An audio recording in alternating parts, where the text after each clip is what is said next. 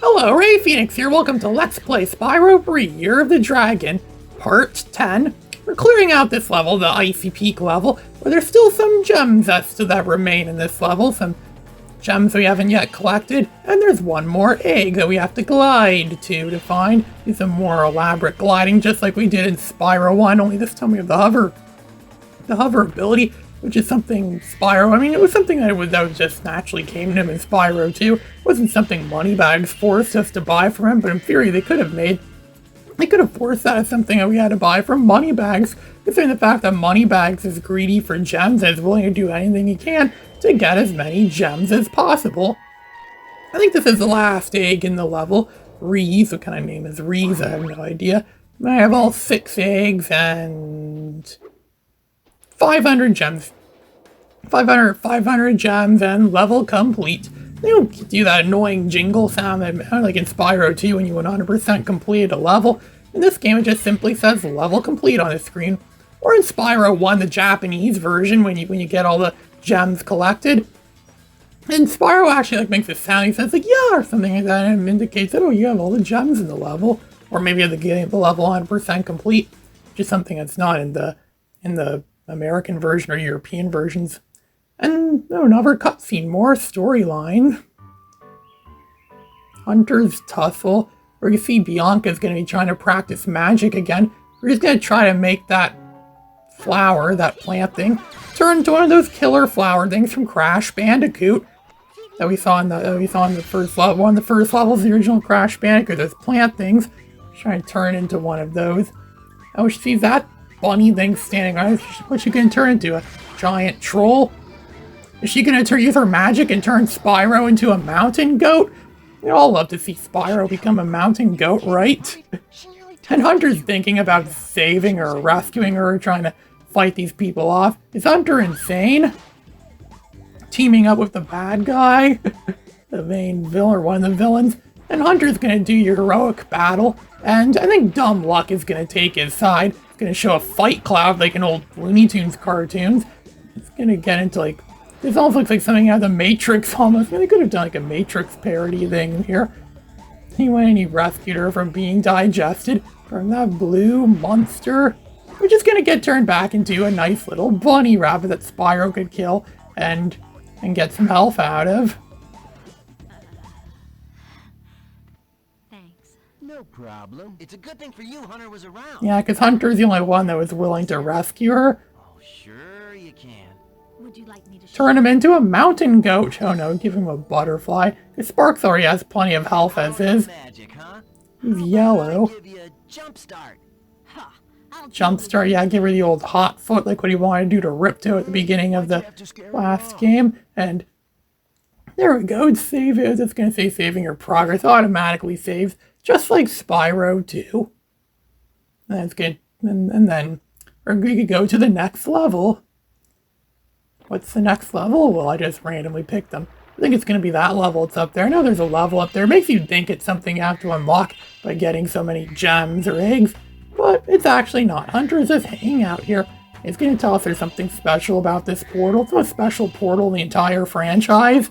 Zoe told me that if we hit that doodad up there, the portal... Oh, we've done this a lot before. All you do is just grab a rock and with your mouth and spit it into that thing. And it's going to open up the portal. Like, we've done this tons of times already. I'm not actually sure if we've done that yet in this game. I know we've done it a lot in Spyro 2 at this point. So this is really nothing new. Enchanted Towers sounds very enchanted. Sounds like something that we'd find in a fairy tale, maybe. I mean, Spyro is kind of like a fairy tale in a way. I could easily imagine them making a fairy tale book out of Spyro. Those crummy Rhinox forces... And yeah, these people were like foremans or something like that, or sculptors or something like that. The sorceress made them make a statue for her. And she just hated it because she just naturally hates anything that's not to her liking.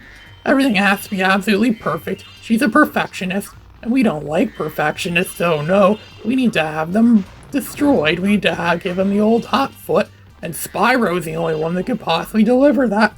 This level is very similar to some of those levels I saw in the third Ratchet and Clank game, with Metropolis, and you had to fly around through those buildings. It's also a little bit like some of the levels from Crash Bandicoot 2. remember when I first played Crash Bandicoot 2 in the same year I first played this game. I remember comparing the two together like that. It's almost like one of them inspired the other. And of course, there's these evil jackhammer people and those hammer people and those like workers or sculptors, whatever you call them. They're obviously allied with the sorceress. Who else would they be allied with? Nah, there's too many people for me to list that they could have possibly been allied with. And those guys just go down pretty easy too. Actually, some of the least threatening enemies in the game, because they're a big target. They're easy to flame down with just my regular flame breath. There was an egg that was just conveniently sitting over here for us to glide to it. Almost seems like it may have been a trap, but I don't think it is. And this level has the same music as Sergeant Bird's bass, the same music we heard in Sergeant Bird's bass. Is it suggesting something? Is it foreshadowing something? Maybe Sergeant Bird's gonna make an appearance in this level. We already freed Sergeant Bird, so any levels that Sergeant Bird is in now we could pretty much 100% complete at this point. I could theoretically go back to Molten Crater now and get that 100% complete. But I'm not gonna do that just yet.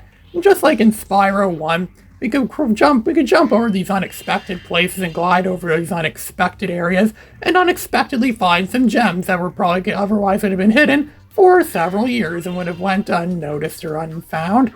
Just like in Spyro 1. In fact, this level very much looks like a level it could have been in Spyro 1. I often think that maybe they planned way more levels for that game than actually made it into the game. When this game is getting made, they thought, well, we need some new levels, and we don't have enough ideas for new levels, and our deadlines are coming very soon. Let's just take a bunch of levels we created or designed for Spyro 1 and somehow incorporate them into this game. And that's what they did. At least that's what it seems like what they did, because of how similar these levels look to Spyro 1 levels. Or they just got the people that worked on Spyro 1 come back. I think they were the same people already, so it's not really like they're coming back from anything or something like that. I mean, Ratchet & Clank Size Matters is very similar to the original Ratchet & Clank, and supposedly was made by some people who worked on the original Ratchet & Clank. That may have been why, supposedly. There's that big statue of the sorceress, we just destroyed its base. Destroyed the base of the statue of that rocket thing. We could just, you have to breathe on it with her flame breath. It's a good thing that this level is giving us these rock things we put in our mouths and spit out back at the flying enemies.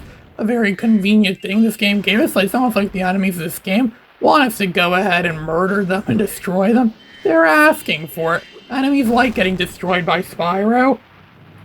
So there's no real need to protest then. Like what those sheep did in those commercials for the original Spyro protest. That sound of the statue in your string almost makes it seem like your flame breath was what caused that sound, but it didn't. Oh, I forgot this egg. Oh yeah, I forgot this egg. These eggs must be indestructible considering all the stuff they go through in this game. The fact it was clearly in that statue and it got destroyed. That guy's gonna run off and head back to the home world, and this level is still far from over. There's tons of stuff left to collect and capture. Of course, there's gonna be some eggs and gems. It's really all just eggs and gems. I don't really think there's much other stuff you could collect in this game other than eggs and gems. So I guess this game is very simplified too in a way compared to the first two Spyros. Like in the original two Spyros, like in Spyro 1, there was tons of stuff to collect. Eggs, keys. Well, keys weren't really fully part of your progress, but there were eggs and there were... Yeah, there were eggs and gems and dragons. In Spyro 2, there was talismans, gems, and orbs. And in this game, it's mostly just eggs and gems. It's simpler, and yet somehow it's more complex at the same time, too. Now I found this really large skate park. This is just like the one we saw in that first level, or one of the first levels. What was it called? The name... I'm trying to remember the first level. The first level looks like it's set in ancient Greece. It's an ancient Greek level. It looks a lot like that, but this time around it's more has a different appearance, of course, because a different area, a different environment, a different level, and it's probably a lot bigger than the one we saw in that earlier level. And then this time around, we're actually going to be getting real challenges where this game is starting to brand itself into a game that's very much like Tony Hawk's Pro Skater. I mean, Tony Hawk's Pro Skater came out a year or so before this game did, and it was a really popular game that spawned a huge franchise of different games. So I guess the people in Insomniac Games are trying to compete with that by making their own version of it. And even Naughty Dog must have really liked this too, because they even tried making their own version of it too in Jack 2. Or was it Jack 3? I don't remember. But it was more likely Jack 2, because Jack 2 is the one that tried bunch of ambitious stuff, and then it fell flat on its head in the end. Triangle button and steering left or right. He's just showing us different tricks. I already know all these tricks because I played this game a lot before. He's gonna make it seem like, wow, you have first time luck. Well, he doesn't know, so this is actually not first time luck. I've just played this game so many times before that I just know this very well. It's not that challenging to use. I mean, this obviously isn't a dedicated skateboarding game unlike the Tony Hawk games. It's really just simply press and hold a button and move the analog control stick around or the D-pad around, and that's how you do tricks pretty much in this game. There aren't an awful lot of tricks you could really pull off. It's very limited and lacking overall. If you could just do what he's showing you over and over again, eventually we're gonna build up a really big score, and that's how we're gonna beat him at the challenge that's coming up. Yeah, there's gonna be a challenge where we're gonna have to go against Hunter in a skateboard tournament.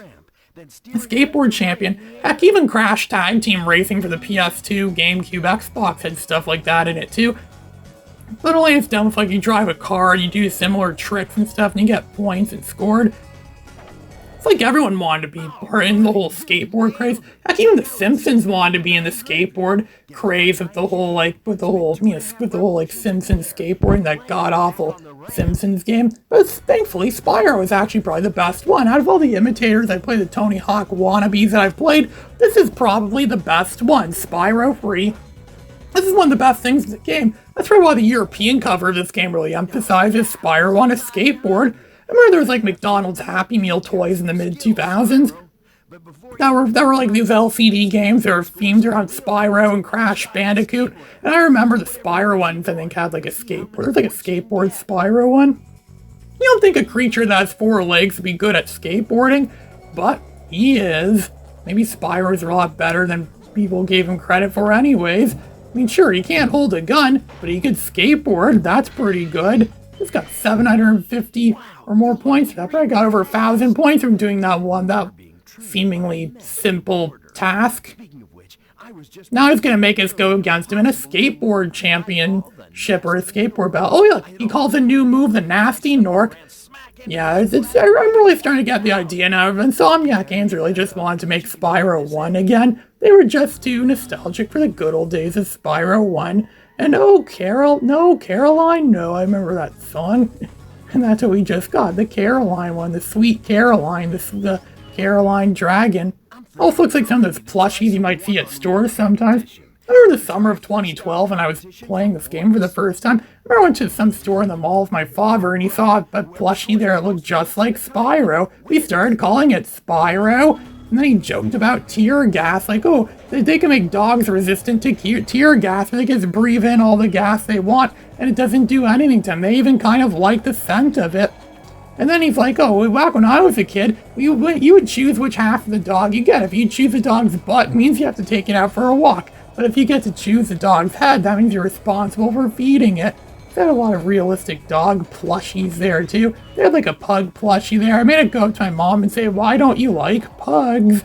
So my mom famously didn't like pugs, and people would ask you like, why don't you like pugs? Pugs are cute, and why would you hate them? I remember the dumb kids at that social group I attended a long time ago would ask her stuff like that. Especially that one dumb kid that used to mock me all the time. I don't think he ever played Spyro. But I bet if he did, he'd probably, he probably wouldn't be mocking me as much then because I play Spyro, a much cooler game than Call of Duty. Even though a lot of kids used to disagree with me on that. Like, oh, why don't you play Call of Duty? I don't, because I play Spyro instead, because Spyro's a lot more fun and entertaining. Why wouldn't I play Spyro? And if they actually played Spyro, they probably wouldn't be saying that then. Because Spyro definitely is a lot better than people give it credit for. Or some people, that is, the people that don't know about it. And now we got to a point where once you like do a trick so many times, then it makes it that if you do the trick again, you get fewer points for it. Because it's you've done it so many times. It's not as impressive. Eventually you get to a point where it's just going to say 0-0. You don't get any points at all for that trick. Because you've done it so many times over and over again. And Hunter is clearly the winner now at this point. And I keep wiping out skateboarding. I remember one kid tried to guess what the game Wipeout was. I guess it's some kind of skateboarding game, when really it's a futuristic, 3D sci-fi racing game. I did collect a few gems in that one, but the gems of this part of the level have been collected. It's gonna roll around. We're trying to roll around. Off to a rocky, rough start on that one. I don't think he got any points yet, so I guess that's pretty good. I'm just gonna wipe out so many times. Spyro just gets wiped out a lot. And Spyro's probably accustomed to it now at this point in time, especially because I'm no master at skateboarding. We never really played Tony Hawk games that much, so I don't really know much about them. Other than that, they're skateboarding games, there's like score in them. There's probably like competition stuff in them too. I do remember they were made by the same people who made that Spider-Man game on the PS1, Sega Dreamcast, and N64. And I think there was even some references. I know there were references. There were ads for Tony Hawk's Pro Skater in that Spider-Man game, and there was also, I think Spider-Man was even a playable character in one of the Tony Hawk games. Not sure which ones, there's just so many. Tony Hawk somehow became a really big franchise, all because he just rode on a piece of wood with wheels on it and got himself horribly injured to a point where he broke every bone in his body at least once or twice, maybe. Let's do this over and over again, it's allowing me to get more airtime, and then that way I could spin more in the air, which is ultimately going to lead to me getting more points in the air. Now I think I've over-exhausted those tricks. I just had to just do some of these corkscrew spin things, and whoa, I have a far bigger score than Hunter. I wonder how Hunter became a trainer, a master skateboard trainer. Is he even really a master at all? If he's such a powerful master, how come I just beat him on my second attempt like this? Where I'm just going through and racing at fast speeds and then twisting myself around, and maybe I'll... Ooh, here we go. I guess doing this kind of thing, spinning at an angle. I don't think spinning at an angle like that really gives you anything more, but looks like I'm getting quite a lot of score here. There we go, I won by a long shot. Is he really a master? He's probably not a master at all. Probably doesn't guy thinks he's a master. You know, Hunter's an overachiever. He just thinks he's better than anyone else, but really, he's probably not as good as Spyro. Why do you think Spyro's the main character of these games and not Hunter? Of course he's going to be the best, because this game's called Spyro Free, not Hunter Free, not Hunter the Cheetah Free or whatever they call it. Ray Phoenix, signing out.